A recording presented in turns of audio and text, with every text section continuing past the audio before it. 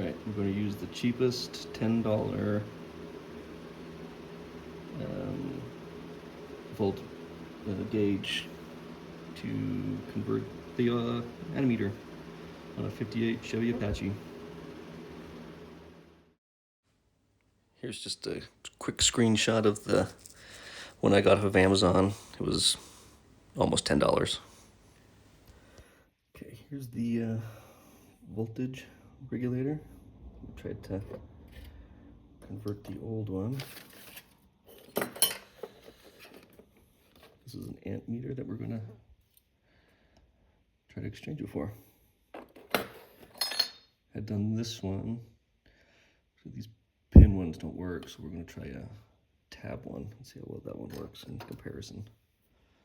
But let's take this part off. I'm just gonna peel it off right here, and then cut off this black piece, so this blue piece. All right, so it was actually pretty easy. Just unscrewed these two nuts here, disconnected it from this whole thing after prying and popping this off with a screwdriver. So I think now if I use my one that failed, I had to lower this down, and that was my original plan with this one. Then as I was looking, this is the original battery gauge. You can see those screw holes almost line up perfectly. So I'm gonna see if I can get this to work in here. And we'll try that. Okay, just cut the little wedge out. It's able to pull it straight out. Obviously going to keep that, but then we're going to see if we can't modify this to work in here somehow. I think I'm going to have to flatten this just a little bit to get it to give it enough motion of travel. Alright, kind of wanted to show what I did. So these I bent these forward, both of them, just like that. And then put it in the vise. This is just a small 4-inch vise. And then I bent it forward until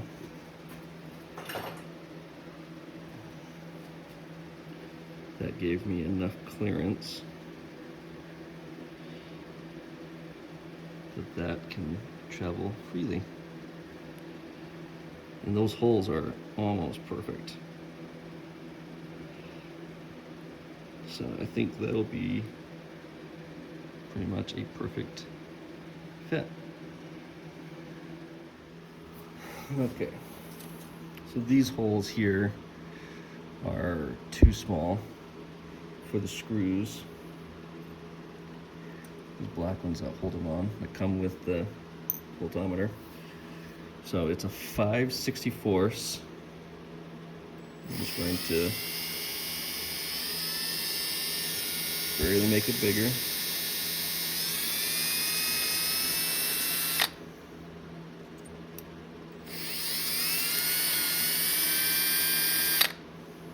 There we go. Unfortunately, with bending it, it is starting to come off, but that doesn't matter. We care about this top part.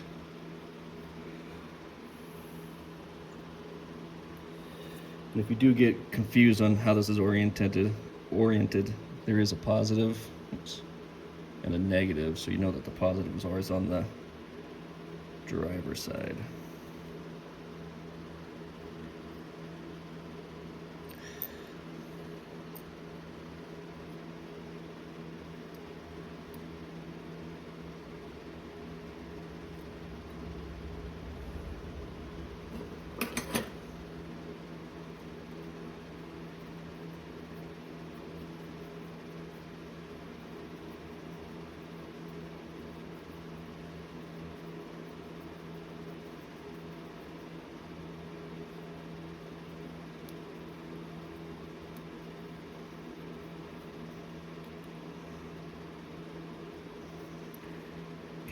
This one's off by just a little bit, so I might oversize both of them just so the screws line up better, but we'll try it first.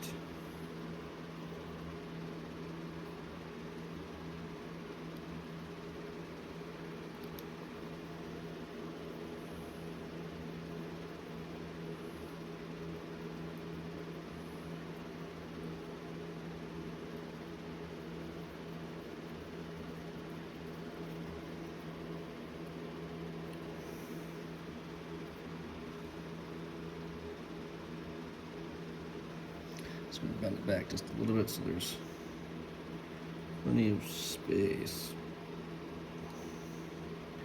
This one did go in a little crooked, so I probably would have gone up maybe to an 1/8 and done both of them, but it's in. I don't want to worry about stripping out the plastic. Okay, now it's time to modify the back plate. Okay, here's the dilemma. The way that was, this was sitting too high in there. I'm trying to run on the same holes, so I'm just going to move them up on both sides and do them just a little bit bigger too. So I'll probably go to an 1/8 inch on it and just go right above them, just so that it's a little bit lower. This bottom post was hitting right here, and I don't want to modify this, so next best thing is to bring the display down. So I'll just re-drill a couple more holes. I might just slot it with a file or something instead, but we'll come back to it. Okay, I changed it a little bit. Ended up flattening the whole thing out, couldn't get it to sit the way I liked. And then I just happen to have one of these. This is just a hole puncher.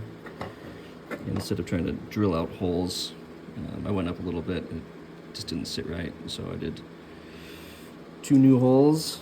And then I also over-enlarged this. And this gets it down nice and low.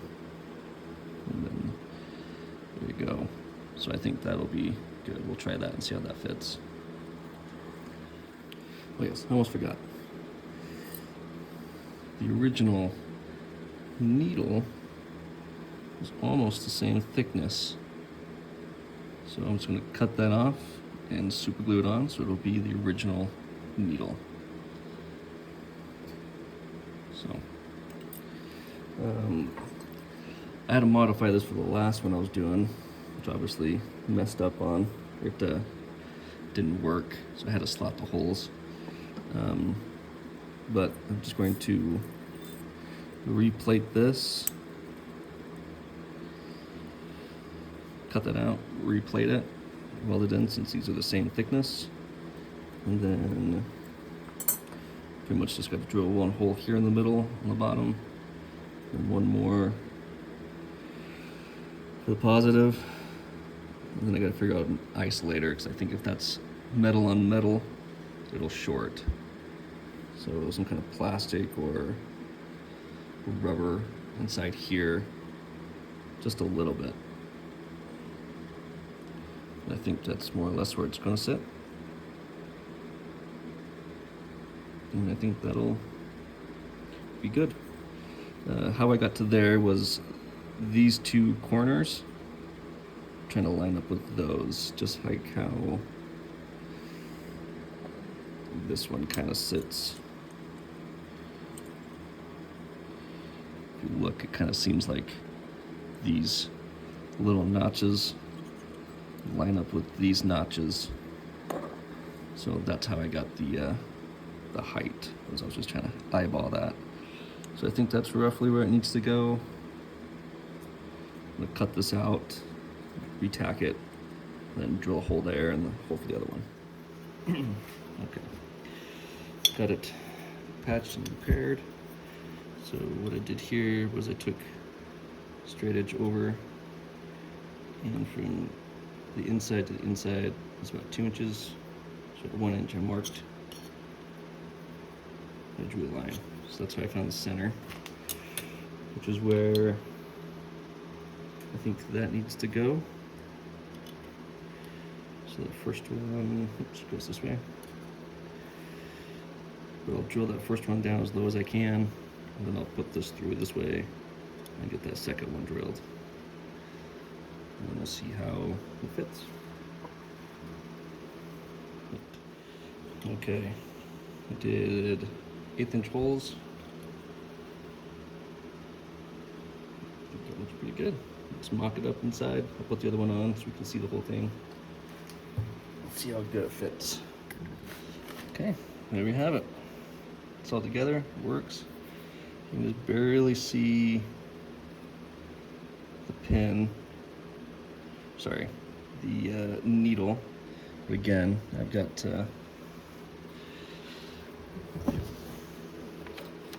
cut this one off, and I'm gonna just super glue it on or epoxy it on or something.